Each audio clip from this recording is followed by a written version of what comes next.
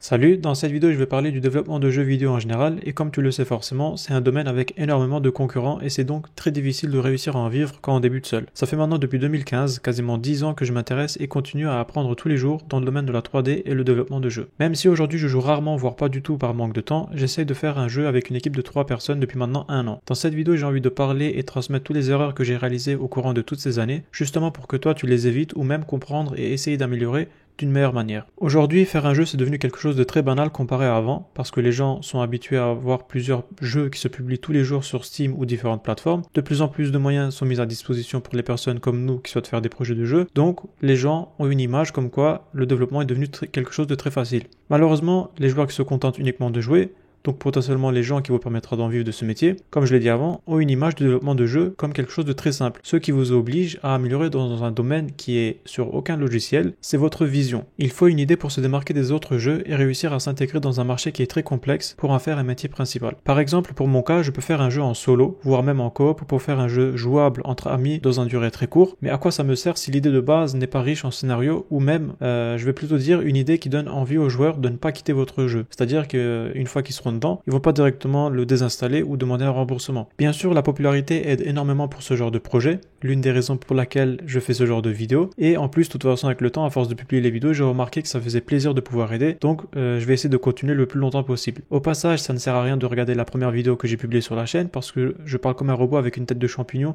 avec les cheveux qui sont pas coiffés.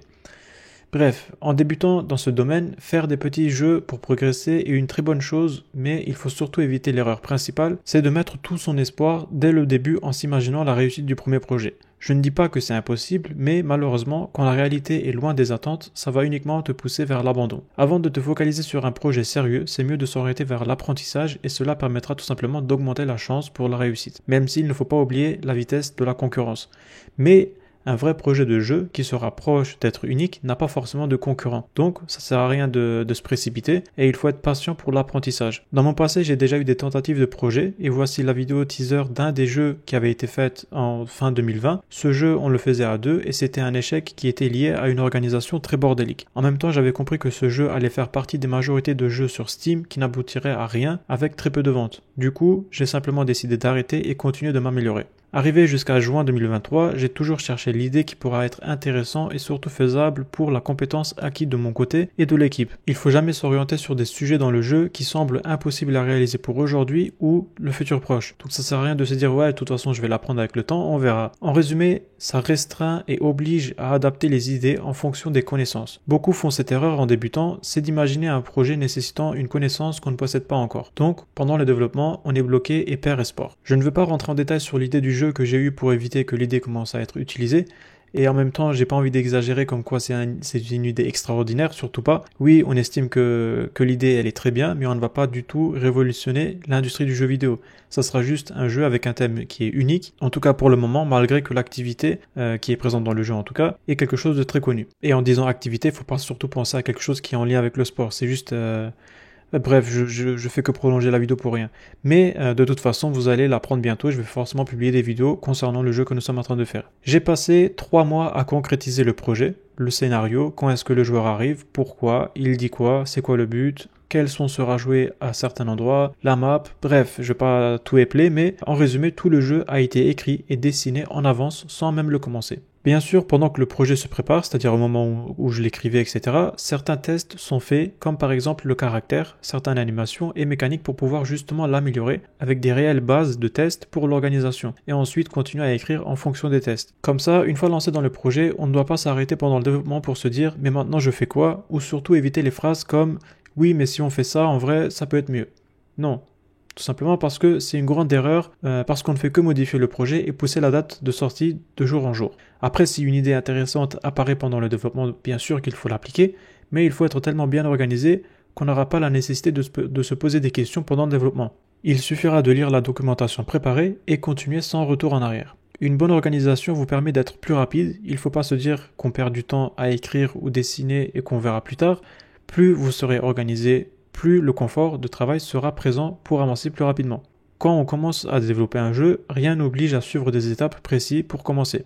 Mais il est préférable et surtout très recommandé de débuter le projet par finaliser votre ou vos caractères avec quelques animations de base et de mécanique qui sera en lien avec le joueur. La raison, c'est pour éviter des potentiels bugs, même s'il y en aura toujours, et d'adapter votre level design, donc la map, en fonction des mécaniques et animations, etc. Dans le cas où vous commencez votre projet par faire la map, il est fortement possible que vous allez commencer à rencontrer des problèmes liés à la taille des mèches. Quand les objets sont regroupés en plusieurs nombres, là il commence à être compliqué de les modifier. Peut-être même les déplacements par le joueur qui sont restreints, encore une fois qui est quelque chose de qui est lié à la taille, ce qui vous oblige à supprimer ou les déplacer. Donc refaire une deuxième fois un travail que vous avez déjà fait. Pour faire simple, c'est beaucoup plus facile de travailler sur le level design et la modélisation 3D quand vous avez la connaissance de comment va être joué le caractère. Ensuite, adapter les emplacements dans le jeu qui doit avoir une interaction avec le joueur. Donc la programmation et réduire au minimum les possibilités de bugs. Bien sûr, il y a énormément de sujets à aborder concernant le développement de jeux vidéo. Je vais aussi parler des assets payants ou gratuits et si jamais tu as des questions, n'hésite pas à l'écrire dans les commentaires ou venir directement sur le serveur Discord. À propos des assets, beaucoup pensent qu'il est très mauvais d'en utiliser pour son projet de jeu. En réalité, pas vraiment, mais ça dépend énormément de la façon comment c'est utilisé. L'utilisation des assets est un gain de temps énorme pour votre projet, mais cela ne veut pas dire que l'asset est uniquement acheté,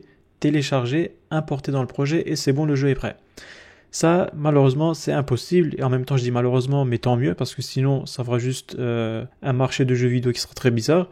Mais après chaque utilisation d'asset, il faut toujours retravailler par-dessus et adapter l'asset en question à votre projet pour éviter de donner l'impression d'un changement très brusque pendant le jeu. Déjà pour commencer, les modèles doivent être dans le même thème parce qu'il est possible d'acheter plusieurs assets, mais si les assets commencent à être différents, là il y a un problème. Donc même choisir les assets ne se font pas aléatoirement. Ensuite, il faudra probablement modifier ou encore programmer par-dessus pour qu'ils soient adaptés aux idées du projet. Concernant les assets gratuits, je vous conseille de faire attention à ne pas en abuser. Quand l'asset est populaire et que les joueurs sont au courant, vous donnez une mauvaise image de votre jeu. Tout simplement, vous donnez l'impression d'un travail qui est bâclé, fait rapidement aux joueurs et malheureusement, votre projet perdra en estime à leurs yeux. Contrairement aux jeux qui sont réalisés sans assets payants ou gratuits, eux vont directement avoir une meilleure image par leurs joueurs. Même si aujourd'hui, on voit avec les grandes entreprises, quand ils font n'importe quoi, les joueurs n'hésitent pas à donner leurs avis. Bien sûr, il faut toujours trouver un milieu et même si vous n'utilisez pas des assets, il faut faire le meilleur jeu possible. Les assets peuvent être utilisés sans problème, mais il faut trouver le milieu. Par exemple, pour nous, une petite équipe de 3 personnes, si on veut réaliser l'idée que j'ai eue pour le jeu, on est obligé d'acheter quelques assets. Oui, je dis acheter parce que j'essaye d'éviter des assets populaires et donc généralement gratuits. Et on a déjà dépassé les 500 € d'assets pour le projet. Ça peut paraître beaucoup pour certains et peu pour d'autres. En tout cas, ça dépend beaucoup de la taille du projet et en fonction de ça, les assets devront être achetés ou non. Et surtout, de comment vous travaillez, si vous êtes seul ou en équipe, si vous avez beaucoup de connaissances ou non, etc. Ça veut absolument pas dire qu'on ne fait rien de par-dessus. Il y a toujours du travail par la suite, mais c'est surtout un gain de temps énorme pour le sujet de la modélisation 3D. Parce qu'aujourd'hui, à 3, on est dans la possibilité de réaliser l'idée en 2 ans si j'achète pas d'assets. Bien sûr, là, je dis 2 ans, mais c'est une date approximative. C'est impossible dans le développement de jeu de directement définir une date précise. En tout cas, quand on ne s'approche pas à la fin. Pour faire simple, je vais donner un exemple, et j'espère que cet exemple ne sera pas débile.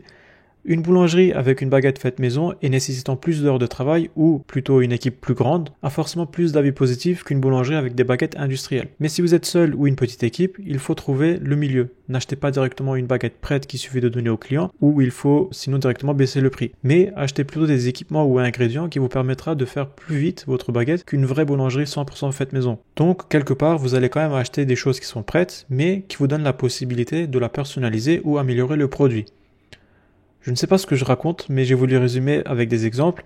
Pour notre cas, en tout cas, le jeu aura un prix adapté à son développement. Le fait d'utiliser des assets nous permet de sortir le jeu plus tôt, donc on vendra le jeu moins cher que prévu.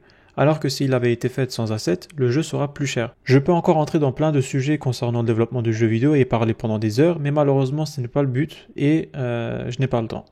J'estime quand même avoir bien expliqué pour les personnes qui débutent vraiment. Si tu penses le contraire, mets un dislike ou donne directement ton avis dans les commentaires. Et si tu as toujours des questions, n'hésite pas à les poser sous la vidéo ou le serveur Discord. Merci d'avoir regardé la vidéo et je vous dis à très bientôt.